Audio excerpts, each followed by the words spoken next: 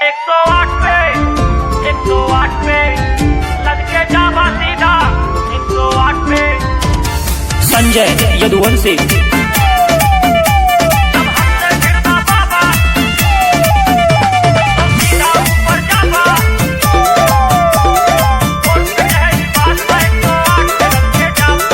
खेला यार पार होए फिर चाहे जौन सरकार होए, निकले AK-47 चांदी के तलवार होए।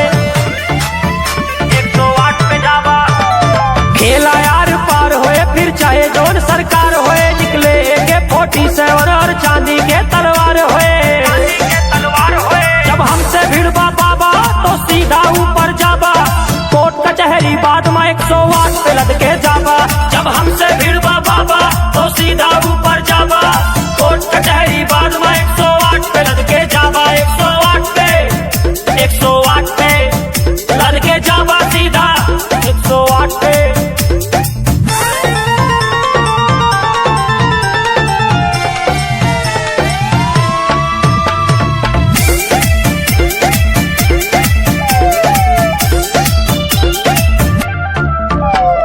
गाड़ी के तू दाम बतावा, टोल पे हमर नाम बतावा, जे केहू पूछे कारोबार काला कारोबार बतावा।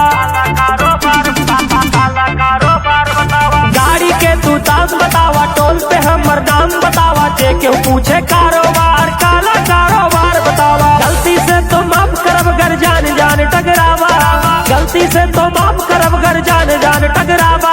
कोर्ट कचहरी बाद में 108 पे लद के जाबा। जब हमसे भिड़बा बाबा तो सीधा ऊपर जाबा, कोर्ट कचहरी बाद में 108 पे लद के जाबा। जब हमसे भिड़बा बाबा तो सीधा ऊपर जाबा, कोर्ट कचहरी बाद में 108 पे लद के जाबा। 108 पे लद के जाबा सीधा 108 पे।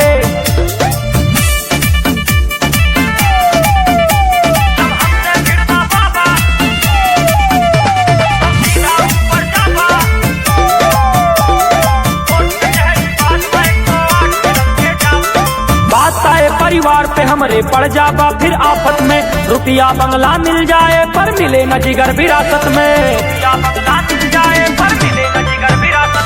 बात आए परिवार पे हमरे पड़ जाबा फिर आफत में, रुपया बंगला मिल जाए पर मिले न जिगर विरासत में। हमसे तू टकराबा तो होए खून खराबा, कोर्ट कचहरी बाद में 108 पे लद के जाबा।